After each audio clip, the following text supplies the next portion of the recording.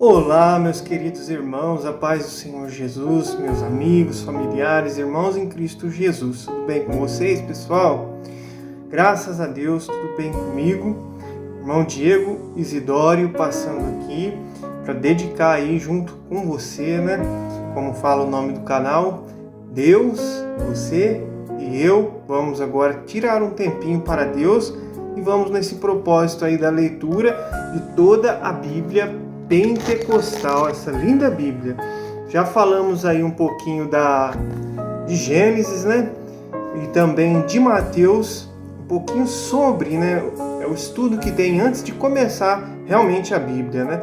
Hoje a gente vai ler um pouco de Gênesis, Antigo Testamento, e a gente vai ler um pouco Mateus, né? Então vamos lá, pessoal. Deus, ele é bom demais, irmãos. Então, eu fico muito feliz de poder estar aqui com vocês, realizando aí esse propósito tão especial que a gente dá um tempo, né, da nossa vida, do nosso dia para Deus. Não deixe você também de dar um tempo do seu dia para Deus, né? Tem tantas, mas tantas pessoas que acordam, fazem seus afazeres, vão trabalhar, voltam, deitam e dormem, nem se lembra de Deus, de ler a sua palavra, que é dar um pouco de tempo a Deus, fazer orações, né?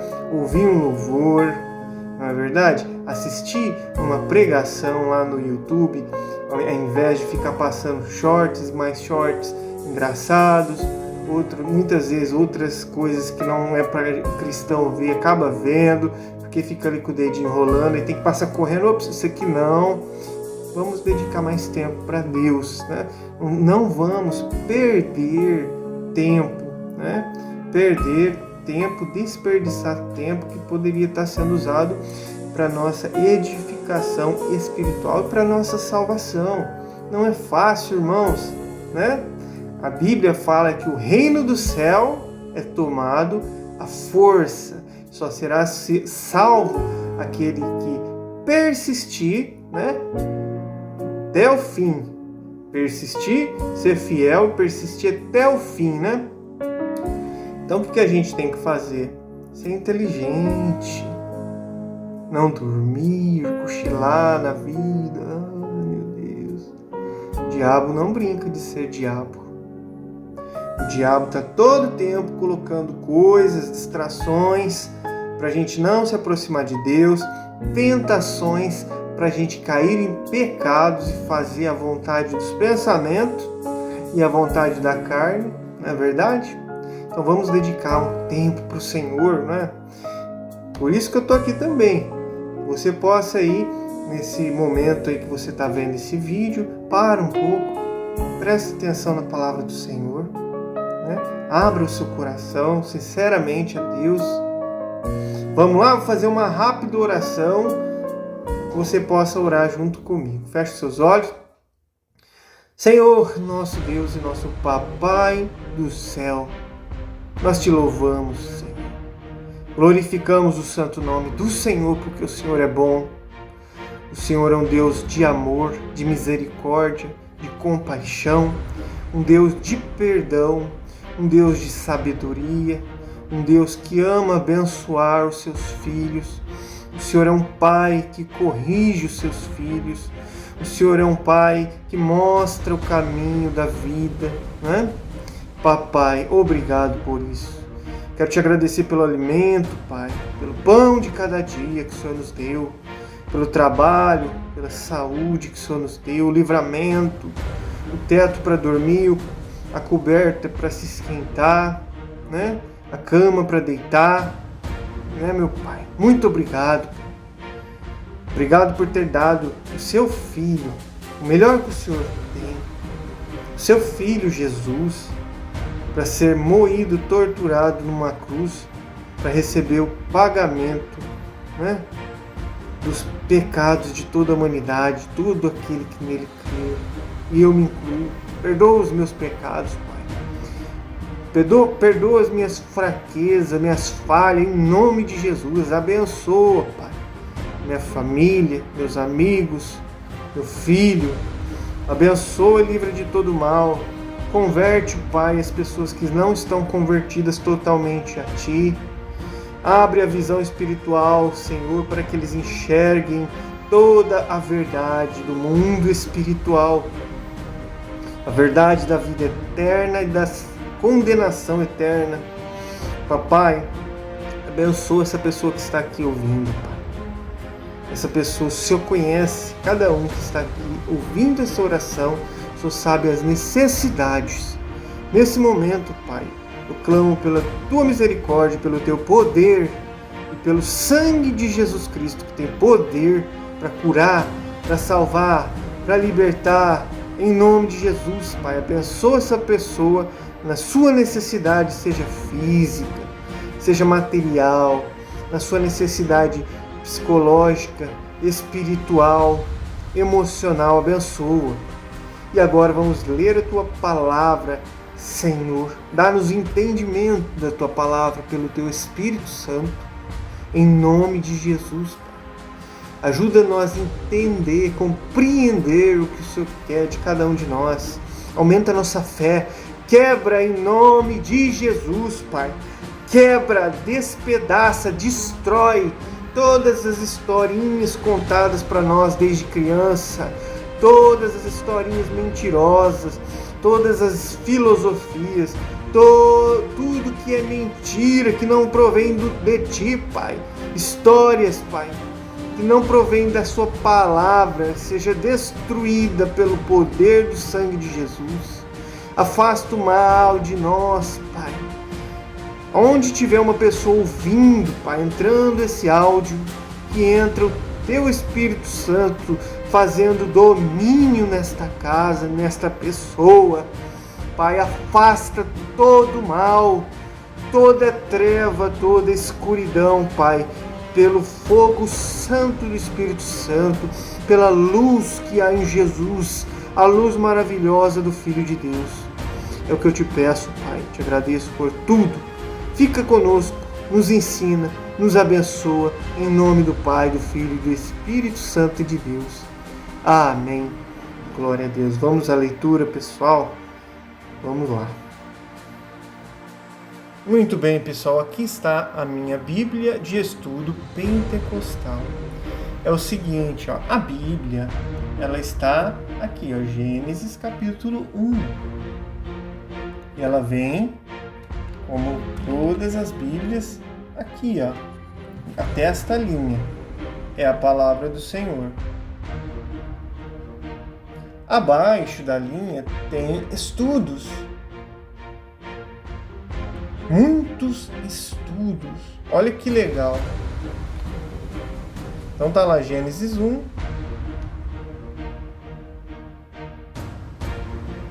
E estudos.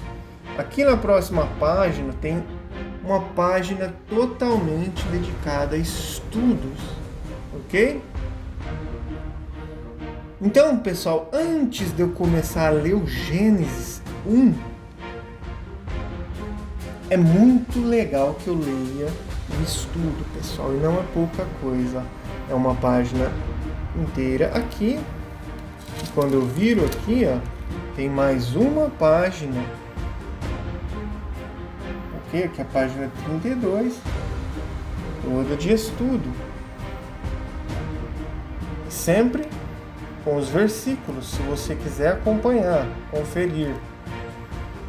Depois segue a Bíblia e umas explicações abaixo. Ó. Deus os abençoou. O que quer dizer isso? Deus abençoou. Está por aqui, ó, na Bíblia. Pois vem aqui, ó. Disse Deus, façamos. O que quer dizer isso? Disse Deus, façamos. Por que façamos? Deus chamou alguém para fazer o homem com ele? Aqui a explicação. Vocês estão me entendendo? Como é legal essa Bíblia? Ó, façamos o homem, que está na Bíblia. Por aqui, façamos o homem. Então tem uma explicação aqui embaixo. E assim vai, ó, bastante explicação. Frutificai e multiplicai-vos, está escrito na Bíblia. Então tem um comentário muito edificante aqui. Então, pessoal, primeiramente eu quero ler, vou voltar à página, esse estudo sobre a criação, que é o comecinho do livro de Gênesis. Vamos lá? Acompanha comigo, pessoal. Põe aí para ouvir no seu carro, no seu quarto antes de dormir, a hora que você acordar, quando você estiver tomando o teu café da manhã, põe lá no cantinho e vai ouvindo, né, o áudio da Bíblia. Vamos lá! Muito bem, pessoal, quero ler agora esse estudo. O título vai ser assim, ó: A Criação. No princípio, criou Deus os céus e a terra. O Deus da criação. Ponto 1. Deus se revela na Bíblia como um ser infinito, eterno, um ser autoexistente. E como a causa primária de tudo o que existe. Deus é a causa primária de tudo que existe. Nunca houve um momento em que Deus não existisse, conforme afirma Moisés, dizendo assim, ó: antes que os montes nascessem, ou antes que tu formasses a terra e o mundo, sim, de eternidade a eternidade, tu és Deus. Lá em Salmos 92. Em outras palavras, Deus existiu eterna e infinitamente antes de criar o universo finito. Ele é anterior a toda a criação no céu e na terra, o que está acima e independente dela. Como diz 1 Timóteo, capítulo 6, versículo 16, Colossenses 1, 16. Ponto número 2. Vamos para um outro ponto aqui sobre a criação. Deus, ele se revela como um ser pessoal que criou Adão e Eva à sua imagem. Gênesis 1, 27, Gênesis 1, 26. Porque Adão e Eva foram criados à imagem de Deus, podiam comunicar-se com Ele e também com Ele ter comunhão de modo amoroso e pessoal. Ponto número 3. Deus também se revela como um ser moral que criou tudo bom e, portanto, sem pecado. Ao terminar, Deus a obra da criação, contemplou tudo o que fizera e observou que era muito bom. Posto que Adão e Eva foram criados à imagem e semelhança de Deus, eles também não tinham pecado. O pecado entrou na existência humana quando Eva foi tentada pela serpente ou Satanás. Gênesis 3, Romanos 5, 12 e está escrito também em Apocalipse 12, 9. Vamos para um outro ponto aqui, ó. A atividade da criação. Subponto 1. Deus criou todas as coisas em os céus e a terra. Como diz lá em Isaías 40, 28, Gênesis 1 e 1, Isaías 42, 5, Isaías 45, 18, Marcos 13, 19, Efésios 3, 9, Colossenses 1, 16, lá em Hebreus 1, 2, Apocalipse 10, 6. O verbo criar, que é do hebraico bara, é usado exclusivamente em referência a uma atividade que somente Deus pode realizar.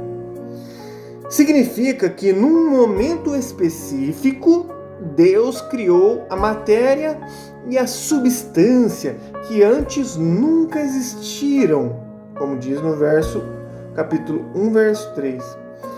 Subponto 2. A Bíblia diz que no princípio da criação, a terra estava informe, vazia e coberta de trevas. Naquele tempo, o universo não tinha a forma ordenada que tem agora. O mundo estava vazio, sem nenhum ser vivente e destituído do mínimo vestígio de luz.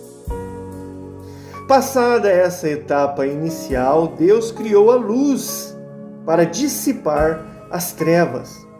Deu forma ao universo e encheu a terra de seres viventes. O método que Deus usou na criação foi o poder da sua palavra. Repetidas vezes está declarado: "E disse Deus". Em outras palavras, Deus falou e os céus e a terra passaram a existir. Antes da palavra criadora de Deus, eles não existiam. Eu dei um pause aqui porque eu me perdi. É muito pequenas letrinhas. Então vou ler de novo aqui, Em outras palavras, Deus falou e os céus e a terra passaram a existir. Antes da palavra criadora de Deus, eles não existiam. Ponto número 4, subponto número 4. Toda a Trindade, e não apenas o Pai, desempenhou sua parte na criação. O próprio Filho é a palavra, o Verbo, é a palavra poderosa. O próprio Filho é a palavra poderosa, através de quem Deus criou todas as coisas. No prólogo do Evangelho segundo João, Cristo é revelado como a eterna palavra de Deus, como diz João 1:1.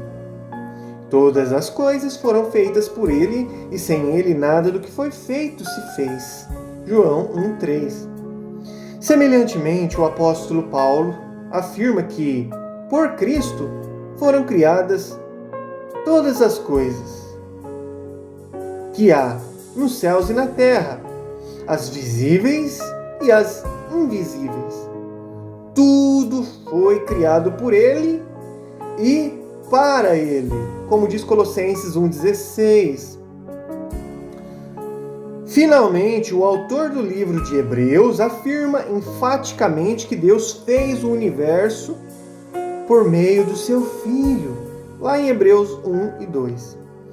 Semelhantemente, o Espírito Santo desempenhou um papel ativo na obra da criação. Ele, o Espírito Santo, é descrito como pairando, ou se movia sobre a criação, preservando-se e preparando-a para as atividades criadoras adicionais de Deus. A palavra hebraica traduzido por espírito, que é ruach, também pode ser traduzida por vento e fôlego. Por isso, o salmista testifica do papel do Espírito ao declarar. Olha o que o salmista declarou lá no Salmo 33:6. Pela palavra do Senhor foram feitos os céus e todo o seu exército deles, pelo Espírito da sua boca, ruach. Além disso, o Espírito Santo continua a manter e sustentar a criação, como diz Jó capítulo 33, versículo 4 e Salmo 104:30. Vamos agora para um outro ponto, que é o propósito e o alvo da criação. Qual o propósito? Para que o propósito que Deus fez a terra e toda a criação? Deus tinha razões específicas para criar o mundo. Primeiro, Deus criou os céus e a terra como manifestação da sua glória, como manifestação da sua majestade. E outra razão, o propósito para manifestação do seu poder. Davi diz assim, os céus manifestam a glória de Deus e o firmamento anuncia a obra das suas mãos. Salmo 19:1. Ao olharmos a totalidade do cosmos criado, desde a imensa expansão do universo, a beleza e a ordem da natureza, ficamos tomados de temor reverente ante a majestade do Senhor Deus, o nosso Criador. Nossa, isso é verdade. Como é lindo os animais, né? As praias, os lagos, o céu, tudo que Deus fez é lindo, né? Devia ser muito mais lindo antes da queda, porque depois da queda, isso é pensamento meu, tudo se destruiu, se perdeu muita coisa da criação original. Ponto número 2. Deus criou os céus e a terra para quê? Vamos lá?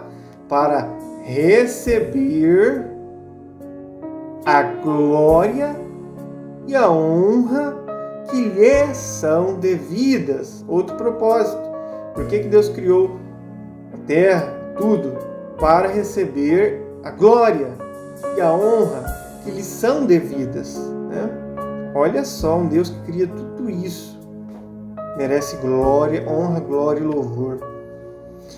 Todos os elementos da natureza, o sol, a lua, as árvores das florestas, a chuva, a neve, os rios, os córregos, as colinas e as montanhas, os animais e as aves rendem louvores ao Deus que os criou, como diz Salmo 98, 7, Salmo 148, 1 ao 10, Isaías 55, 12. E muito ser humano não rende glória, louvor a Deus. Meu Deus, resgata-nos, Jesus, resgata a humanidade, Jesus. Quanto mais Deus deseja e espera receber glória e louvor dos seres humanos, olha aí, né? Se até os animais e as aves, as naturezas, o rio, dá glória a Deus, quanto mais Deus deseja, espera receber glória e louvor dos seres humanos. Deus criou a terra para promover outro propósito aqui. Para que Deus criou a terra? Às vezes a gente pensa, pergunta, né? Para que Deus criou a terra, a humanidade, o ser humano? Para quê? Aqui outro propósito, ó. Propósito 3. Deus criou a terra para prover um lugar onde o seu propósito e alvos para a humanidade fossem cumpridos. Deus criou Adão e Eva à sua própria imagem, para comunhão amorável e pessoal com o ser humano, por toda a eternidade. Deus projetou o ser humano como um ser trino. O ser humano é um ser trino, corpo, alma e espírito. Olha lá. E corpo, alma e espírito que possui, o ser humano possui mente, possui emoções e vontades, para que possa comunicar-se espontaneamente com Ele, como Senhor, adorá-lo e servi-lo com fé, lealdade e gratidão. Deus desejou de tal maneira esse relacionamento com a raça humana, que quando Satanás conseguiu tentar Adão e Eva a ponto de se rebelarem contra Deus e desobedecer ao seu mandamento, Deus prometeu enviar um Salvador. Aleluia, Jesus. Deus prometeu enviar um Salvador para redimir a humanidade das consequências do pecado. Daí Deus teria um povo para sua própria possessão, cujo prazer desse povo estaria nele, em Deus, que o glorificaria e que viveria em retidão e santidade diante dele, né? Jesus salvaria um povo que estaria em retidão e santidade diante dele, como diz Isaías 60, versículo 21, Isaías 61, 1, Efésios 1, 11 e 12, 1 Pedro, capítulo 2, versículo 9. A culminação do propósito de Deus na criação está no livro do Apocalipse, onde João descreve o fim da história com estas palavras, abre aspas, olha o que João disse sobre o fim. Com eles habitará, e eles serão seu povo, e o mesmo Deus estará com eles e será o seu Deus. Amém. Glória a Deus. Apocalipse 21 e 3. E vamos agora, pessoal, para o último ponto. Que lindo texto. Vamos para o último ponto desse estudo de hoje. Criação e evolução. A evolução é o ponto de vista predominante proposto pela comunidade científica e educacional no mundo atual. Evolução, que o homem veio do macaco. Então, por que existe macaco? Alguns não evoluíram? Cientista, e a escola fala, que o ser humano evoluiu, os bichos evoluiu, a baleia evoluiu, saiu fora d'água. Antes dela estar dentro d'água, a ciência fala que antes da baleia ser baleia, ela era um bicho da terra, perdeu as pernas, entrou na água, depois evoluiu, saiu de novo. Meu Deus! Não, Deus criou baleia. Homem, macaco. Pensamentos meus aqui, irmãos. Vamos lá. Em se tratando da origem da vida e do universo, é o que a evolução tem esse ponto de vista. Quem crê de fato na Bíblia, mais uma vez, quem crê de fato na Bíblia deve atentar para estas 4 observações a respeito da evolução. Primeiro, a evolução é uma tentativa naturalista para explicar a origem e o desenvolvimento do universo. Tal intento começa com a pressuposição de que não existe nenhum criador pessoal e nem nenhum criador divino que criou e firmou o mundo. Pelo contrário, tudo veio a existir mediante uma série de acontecimentos que decorreram por acaso. Por acaso explodiu um Big Bang e apareceu o ser humano, bicho, do nada. Ao longo de bilhões de anos. Os postulantes da evolução alegam possuir dados científicos que apoiam as suas hipóteses. Vamos aí para um outro ponto sobre esse evolucionismo. Segundo, o ensino evolucionista não é realmente científico.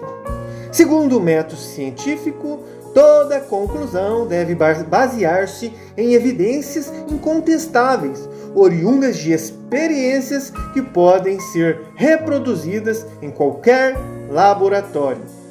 No entanto, nenhuma experiência foi idealizada, nem poderá sê-lo, para testar e comprovar teorias em torno da origem da matéria a partir de um hipotético ou grande estrondo Big Bang, um grande estrondo, ou do desenvolvimento gradual, aos pouquinhos, os seres vivos foram se desenvolvendo. a partir das formas mais simples às mais complexas. Por conseguinte, a evolução é uma hipótese sem evidência científica, e somente quem crê em teorias humanas é que pode aceitá-la. A fé do povo de Deus, a fé do povo de Deus, pelo contrário, firma-se no Senhor e na sua revelação inspirada, a qual declara que Ele é quem criou do nada todas as coisas. Hebreus capítulo 11, versículo 3. Mais um ponto aqui, um ponto número 3 sobre evolucionismo. É inegável que alterações e melhoramentos ocorrem em várias espécies de seres vivos. Por exemplo, algumas variedades dentro de várias espécies estão se extinguindo. Por outro lado, ocasionalmente, vemos novas raças surgindo dentro de algumas espécies. Não há, porém, nenhuma evidência, nem sequer no registro geológico, a apoiar a teoria de que um tipo de ser vivente já evoluiu de outro tipo. Pelo contrário, as evidências existentes apoiam a declaração da Bíblia, que Deus criou, cada criatura vivente conforme a sua espécie. Deus criou cada um, tatu, cavalo, Deus criou todos os animais existentes, as aves, como diz Gênesis 1, 21, 24, 25. Vamos para o quarto ponto aqui sobre evolucionismo, finalizando o nosso estudo de hoje. Está acabando. Os crentes na Bíblia devem também rejeitar a teoria da chamada evolução teísta.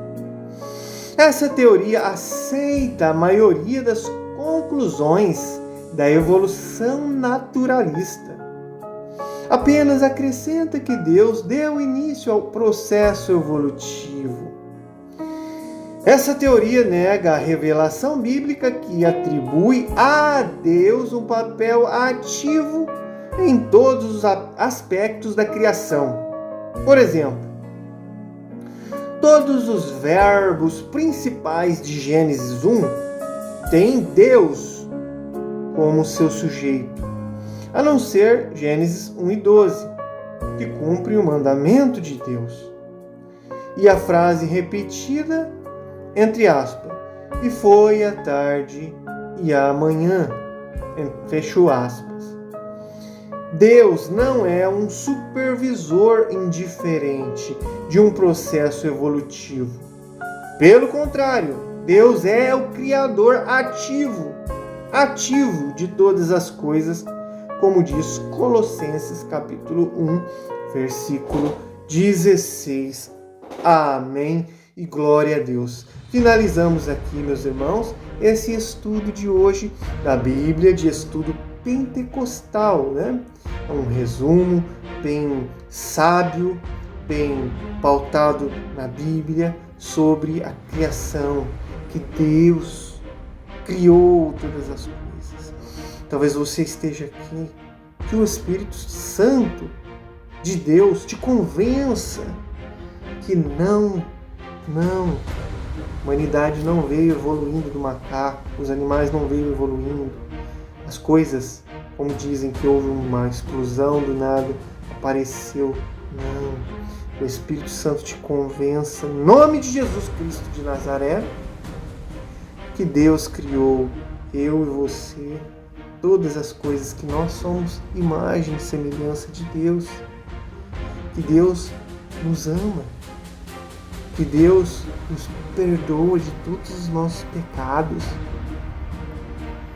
que Deus tem um lugar preparado para todo aquele que o ama e que aceita o seu Filho como o único e suficiente Salvador da sua alma, que rejeita o mundo, os pecados, os prazeres da carne.